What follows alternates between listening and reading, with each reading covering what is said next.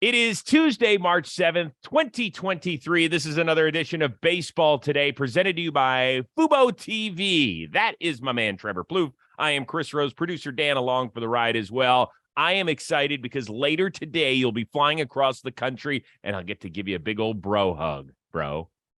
That's right. Blitzball 3 is coming up. Now, it won't air until May, but we are filming it this week, and we have an orientation tomorrow. Everyone will be in the building. I have to turn my character on. You know, I have like a little bit of villainous character in these BB3 recording, so I have to turn it on. I actually apologized to the chat today. I said, look, guys, I know that it's going to come, and I'm going to be mean to some of you, but I want to let you know I love you, and thank you for participating. You are a two-time defending Blitzball champion and the reigning league MVP. New partner in producer Dan. We'll be talking about that later in the week. But we got another cool thing that is happening. We have our fan question of the week. It is sponsored by Fubo. So at the end of a week, we will pick our question of the week, which you can turn in on our social media channels on Chris Rose Sports. So whether that's most likely Twitter's the best place. So throw out something creative, inquisitive. We will pick your question of the week, and whoever gets it gets a Baseball Today t-shirt just like this. Yes, very cool. So make sure you pique our interest. And also one other thing, check out Fubo TV at FuboTV.com/baseball today. You can get a 7-day free trial plus 15% off your first month. So get those questions in by Wednesday night because we're going to be doing it on Thursday. Okay? So let's get to it. The WBC actually starts tonight out in Taiwan between Cuba and the Netherlands. There was some big news recently. Vladdy Jr. out because of a bad knee, but Shohei Ohtani very much in. In fact, he hit a couple of bombs, one off of his Adrian Beltre knee. What was the bigger story, that Vlad will be a no-go for the DR or that Shohei is all full steam ahead? All I want is for Shohei to just shine on this stage again and show everyone like what he can do. I love it. I think internationally, he's like our guy right now. We need to showcase him as much as possible. Vladdy being out, that was a big deal for the DR. Who's going to play first base, Chris? Like is Robinson Cano going to move over there? Are we going to move Machado over there? Is Devers going to go over there? What do you do? Is Nelson Cruz going to play it? Yes. Here we go.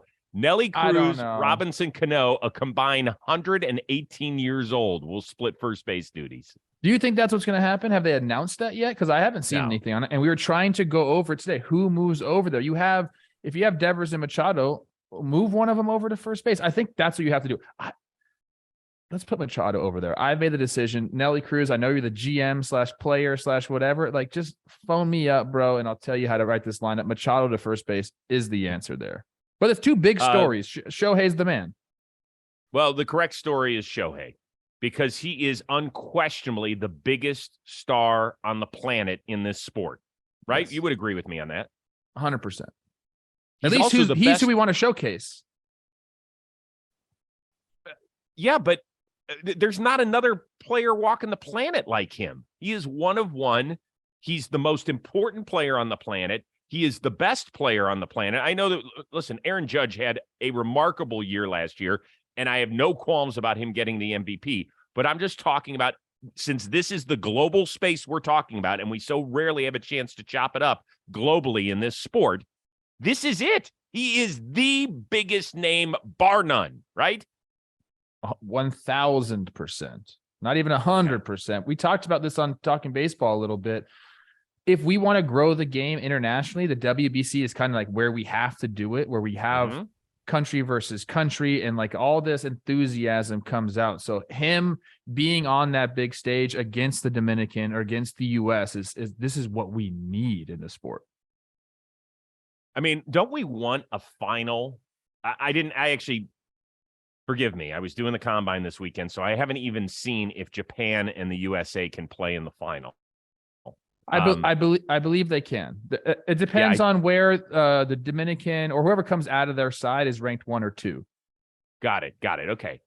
Don't we need like a Shohei versus Trout? Yes. Okay, good. As long as we're all on the same page here. Most likely that's going to happen in either the semifinals or the finals, and that'll be in Miami. And oh my goodness. Yeah, it would be great. Like air, I need that. Hey, listen, I think it sucks that Vladdy can't be there. I love watching him play. And I love it when he gets to hang out with guys from his homeland too. I mean, which is such a different event, and I just love seeing that bonding. But it's not nearly as big a story as just Shohei getting ready to go. Did you hear the crowd when he hit those homers too? Shohei, dude, like that is good. Awesome, man. We got to get over there. We got to go to Japan, me and you. Oh, well, I'll tell you. When you get up here, I'm going to tell you a little story about Japan and baseball coming up, but I don't want to share it here quite yet. So Team USA, they are led by first-time manager, my good buddy Mark DeRosa, who was recently on the Rose rotation, and I asked him about calling guys and having them join the team, and he said they were just so fired up, starting off with Nolan Arenado. He was calling me from jump, like, who's pitching for us? Like, if I'm going to do this, I want it. I'm all in. Like, we're going after this. So, and that's been the message from a lot of the guys. I mean, Trout wouldn't be doing this. Anything but winning this thing's a failure in a lot of these guys' eyes. So I love that fact. Is it a failure if Team USA does not win this? 100%, dude. Like, you go into something like this. We just talked about it galvanizing countries and, how all the enthusiasm, the shit talking that's going to go on after this is done. That's almost as important. Like, these clubhouses are full of dudes participating in this. A lot of them are the best players on the team. Like, bragging rights means something. And, the US, like, this is our game. Yeah, I get it, man. Like, there's other countries that freaking play this game really well. This is still the US's freaking sport. So you have to go represent. We have our stars in there. Now, have some guys, bowed out of the tournament? Yes, but we have some real deal superstars on this team. This isn't the college team playing in the Olympics. Like, these are our guys. So we need them to show up for us. It's not going to be easy. This isn't a cakewalk. Japan's incredible. The Dominican's incredible. Venezuela's incredible. I mean, Puerto Rico is incredible. So, like, it's not going to be easy. But yes, if we don't win this whole dang thing, it is a failure, and there will be crap being talked in the clubhouses. Okay, so I understand the shit talking part within the clubhouse because we just had Miggy Rowe on the show in an episode that was released today or on Monday. And, he said that Freddie Freeman dressed head to toe in his Canadian red zip up on his way out and was letting Mookie Betts have it. And Will Smith, he loved that part about it. So that part I get. You, of all people, Trevor Plouffe, should know how tough it is to win one game, one of one, and that is it. How many times when we had the freaking one-game wild card did the better team win? Did it always happen? No. Heck, it doesn't even happen when there's a full series. Last year, the Dodgers had 111 wins, and the Padres had, like 87 or something? And the Dodgers got beaten 4 games. So we know that even in a short series, let alone just a singular game, that something can go wrong. So you, of all people, to say, oh, yeah, it's a must-win. It's not a must-win. This is not the sport to have a must-win in. Don't you people me, because go and talk to every single person on that USA roster and ask them that question. And what do you think the answer is going to be? Why? Absolutely, they'll say it's a must-win, but it's not. When you think baseball practicality, it's not a must-win because there is no such thing. You can't have it. We already know it's tough because we've had the WBC happen before, and the U.S. has only won it one time. It was the last time around, but like, we've seen these other teams come in and do it. I think this is the best U.S. team probably constructed yet. And I'm telling you right now, if they don't win this whole damn thing, there's going to be disappointed Americans, and we don't want that. There will be, but that doesn't mean the same thing. Yes, we all want to win. We will all be disappointed if it doesn't happen, but just from a baseball standpoint. It's tough. It's going to be real tough. It will be. It's going to be challenging. Hey, Baseball Today, once again, is brought to you by Fubo. Fubo is a streaming service, more than 200 live channels of sports, movies, shows, and news.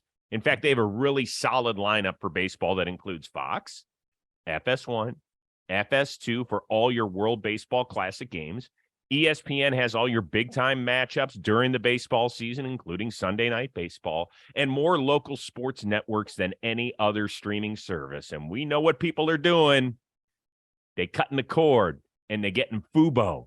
So what we need you to do is visit FuboTV.com/baseball today to see which channels are in your lineup. And also, we want to save you some dough, man. You're going to score 15% off of your first month.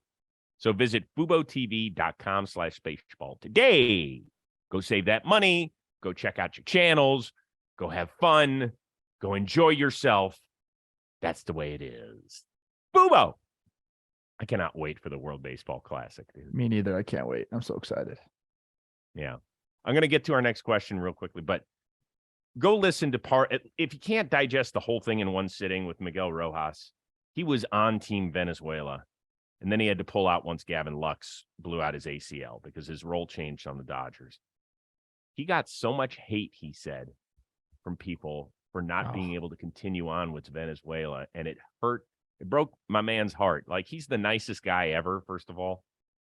And then he's talked about for years about wanting to be a part of Team Venezuela. And then he couldn't do it.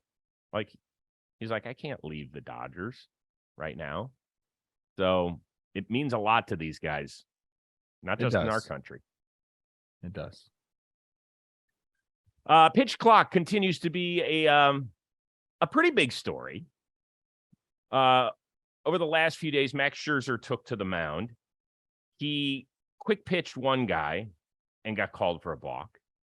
He tried to manipulate the clock and run it all the way down to 0, didn't get the shot off in time, so a double play grounder was nixed. It was like if he threw it like 70 miles an hour in blitzball. He got buzzed, so it didn't work out.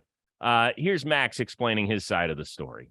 And seeing how the umpire called it, I mean, it was on 0-0 for one count. I think that's one thing I also want to make sure we get cleaned up on the rules is like, if you look at a basketball clock when it goes 0-0, like there's still another second on 0-0. So I want to make sure it's not 0-0, like the moment it hits 0-0, or is there a little time on 0-0? Probably need to get a little clarification on that as we move forward. Okay. So a byproduct of the pitch clock is that veterans are starting to manipulate it a little bit. Is this just part of the process, or is it something that we're all going to be going, ew, that's gross? I think that we're seeing it in spring training. Max Scherzer is clearly testing the boundaries, like he's saying. He's trying to figure out what he can and can't do. I know that the league already sent out a memo saying we need to be more reasonable with this, meaning we can't be having the quick pitches. We can't be having the long pauses. Like, we're all kind of in this together. So it needs to work out. That's what I'm hoping for happens. Whether you give the umpires the ability to tell the pitcher when he can pitch, like they've been doing for the last, 40, 50 years, like, hey, go ahead and pitch now, or you have some sort of rules in there.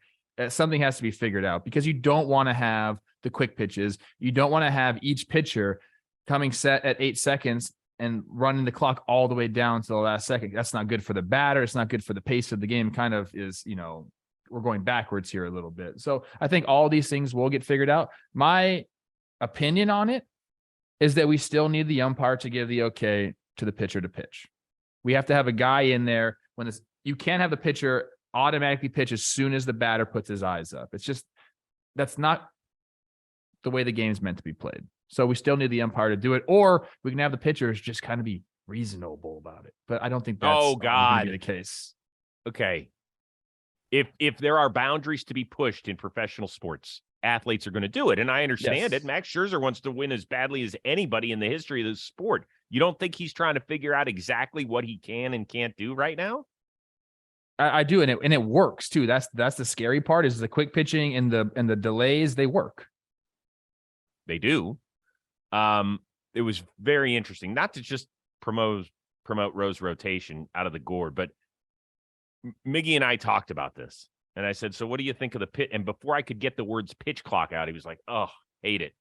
And he gave the best version of why from a hitter's standpoint. First of all, I didn't know, although it makes a lot of sense, but I just in all the games that I've watched so far, we as fans can see it from behind the pitcher, right? We see it counting down in the corner, or some local distributors will put it up, on the score bug or whatever. The batters have it right in their eye, dude. For the first time, they are counting down a clock as well. Could you imagine how difficult that would be for you? I think they'll get used to it. That's the thing, is they just kind of have to figure out where they want to look, when they want to look. The cadence will come with all this stuff, but the silliness of the quick pitches and the holds are something we have to figure out. Like, I think that's the biggest problem here. Like, it's working. If you watch the games and the pitchers who are just kind of like going with the flow and doing it and not trying to quick pitch and do all these things, it feels right. It feels good. And I've talked to a lot of guys who like it. So I'm curious just to ask you why Miggy said that he doesn't like it. Well, go listen to it. He will do it more justice than I would in explaining it to you. So even if you just want to watch that part, just go to our YouTube channel, and Rob Scirocco, our producer, does an outstanding job of time stamping all of the discussion. So go, if you're only interested in that one, that's fine. I'd prefer if you listen to the whole thing, but that's okay. If you just want to listen to that part, go do it. It's really, really interesting. Today's episode of Baseball Today also sponsored by our friends over at Shady Rays. So take on the sun with gear that is built to last. You'll look way better than whatever that thing is that Plouffe just did. Our friends at Shady Rays, yeah, that's not very becoming. They have you covered with premium polarized shades at a very affordable price. It offers a world-class product that's just as good as any of those big-time expensive pair that you've worn, and you'd say, why the hell did I just dish out all those money when I could have had a perfectly damn good pair from Shady Rays? They got durable frames, extremely clear optics as well, and here's what I love most about them. Raise your hand right now if you have ever sat on a pair of sunglasses. You forget you put them on the driver's seat, you get in your car. Right? We've all done it. Right? I know you're listening, whomever you're. Frank, you're listening. Raise your hand because you've done it too. Shady Rays has the most insane protection in all of eyewear. Every pair of sunglasses is backed by lost and broken replacements. So if you lose or break a pair, even on day one of ownership, they're going to send you a brand new pair. There are no questions asked. We don't need video proof of this stuff. Wear your Shady Rays with confidence because they have your back long after you purchase them. And exclusively for our listeners, Shady Rays is giving out the best deal of the season. ShadyRays.com. Use the code word today. 50% off 2+ pair of polarized sunglasses. I'm going to repeat that. Go to ShadyRays.com. Use the code word today. 50% off for 2+ pair of polarized sunglasses. And if you break them, or when you break them, if you're like me, or lose them, you're going to get them replaced. No questions asked. It's incredible. I do have a question for you. Yes. And it's about Jared Kelenic. He is mashing this spring. He hit one this weekend against Devin Williams that I think when they get back to Seattle for opening weekend against the Guardians, they might find the ball. That's how far he hit it. How important is it for Seattle that he finally lives up to expectations? I'm going to totally change the question here. It's important. I like this. I want this guy to be good. I want him to have a spot in the outfield, whether that means Teoscar moves to DH or Pollock moves to DH. I want this guy to be starting every day in the big leagues. He's 23 years old, okay? He's making adjustments. That's what I want to talk about a little bit with Kelenic, okay? You watch some side-to-side video of last year and this year. There's a couple things you notice right away. One, he's standing much more straight up. And if you ever tell anyone, a baseball player, get in the cage and just do what feels comfortable, 99 out of 100 dudes will stand straighter up, more upright. You just feel more comfortable, more athletic that way. So he's doing that. He still has a bat rest on his shoulder, Chris, here. Mm-hmm. What I like about this is before he'd get here and he wouldn't really move it off his shoulder and he'd try to get into his launch this way. Right now, instead of that, he's bringing his hands down and getting him right into launch. And I think it's much more repeatable for him. So he's getting to the launch position in a more repeatable fashion. And now he's giving himself more time at the plate to track the ball. That swing that you just showed off Devin Williams, that's his 4th of the spring. Go check out the other ones. He's just seeing the ball a tad bit longer. It's traveling a tad bit longer. Before, it looked like he was trying to go get extended on stuff, and he'd be out in front a little bit. Right now, he's locked in. He's seeing the ball like it's on a fucking string out of the pitcher's hand all the way to the barrel. And when you hit a ball like that and you give the little, as you admire it, little head tilt, you know you got it. He's made the adjustments. He's seen enough big league pitching. I mean, how could you not be on the Kelenic train in 2023? Yeah, get on board. It's much more important for him than it is for Seattle. even if Seattle's going to overtake Houston, it's not going to be because of him. I just don't see it. It's so interesting because a couple of years ago at this time, we were trying to decide, okay, who's the future of this team? Is it Kelenic or is it J-Rob? Right? We were like, which one of those guys is going to really pop? And now it's, forget about it. They've already made a $400 million investment on one. And another guy who, I think the nice thing for them is they've brought in guys that have done it at this level, done it very well. Maybe not from the left side, but, to give them a little more balance. But let's say he does okay this year. Yes. Maybe he becomes part of a trade piece. I don't believe that at all, Chris. I think you're giving up way too soon on this guy. Like I said, he's 23. He's got years of control left. He's going to make essentially no money if they don't want him to make any money. Like this guy, I think it is very important if they want to catch the Astros in the West. If you have another bopper like this guy, I get it. Like not every prospect lives up to the potential, and certainly he has not at the big league level. But if he does figure it out, and now you have another like 3 to 4 win player on your roster at that cost, like these are the guys that get you over that hump. So I am like fully expecting that we see something like that. If he continues with those mechanical adjustments, sometimes that's all it takes. You get to the big leagues, you struggle and you get lost mentally, but also physically, like things get out of whack because you're trying now to make these micro adjustments during the season. If you get to have a whole off season, see your swing, you understand now what you're going to see at the big league level. You go into spring training, things like this happen. Years like that can change a guy's trajectory like that, bro. And I think that's what we're going to see this year out of him. I would love to see him stay. I would, but all I know is who's their GM? Jerry DiPoto. Yeah. Now, he got yelled at a little bit by the Seattle fans up there because he didn't make enough moves. He signed some guys. He made the one trade. But in recent years, we've seen him go for it, right? He picked up Winker and Suarez from the Reds. He went and got Luis Castillo.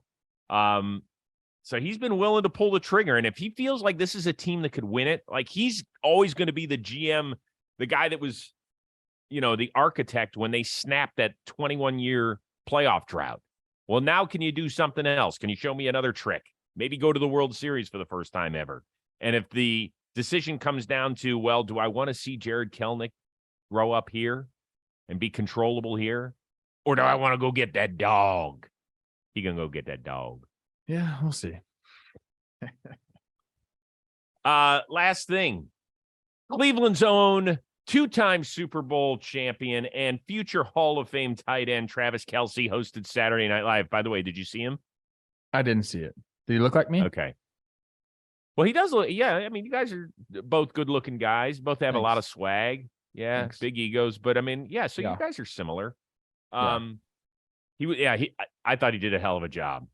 The American Girl skit was unreal. I'm gonna check that out. I haven't seen it. Which current player would light it up right now on SNL? I'm gonna keep it in Ohio for you, C Rosie. I'm not saying you should host. I'm not saying you. I know where you're going. I know where you're going. You? Yeah. He's already a performer. He used to do it in high school. My guy Kyle Schwarber, part of the choir. He understands performing. I think he'd be perfect for it. I even think he's been on SNL before when they won it with the Cubs. Didn't he go on it? He's Rossi, already familiar. Yeah, he's already familiar with it. Let's get Schwarbs it might out not there. Have been him. It might have been Rizzo and Rossi. Okay. Yeah. Well, even better. He got snubbed from SNL once. Let's not make that happen again. Let's get him on the show. I think he'd be perfect for it. He's like funny. He's approachable. He has the background in theatrics. So I'm going Kyle Schwarber. Yeah. Okay. That's pretty good. I like that. By the way, people are like, well, what do you mean Ohio? He doesn't play for the Reds or the Guardians. He grew up in either, I forgot if it was Hamilton or Middletown. One of the two. Middletown. Okay. Yeah. Southwest Ohio. I thought about going Brett Phillips. I decided not to. Because I just wanted a little more star power. Yeah, a little bit. This guy's already created a bunch of great, I don't know if it was on TikTok. I know it was on Instagram and Twitter. Oh, I know where you're going. Oh, no. Kutch. Who do you think I was going? I love it. I thought you were going to say Joey Votto. You were talking about all this new stuff Well, he's put on. that's But where I love thought Kutch. you were going. Yeah, Kutch, Kutch can do it. He's already got the skits down pat, so he can play characters. But so does Votto. It's pretty good. Do we have some funny people in the big leagues right now? I like that.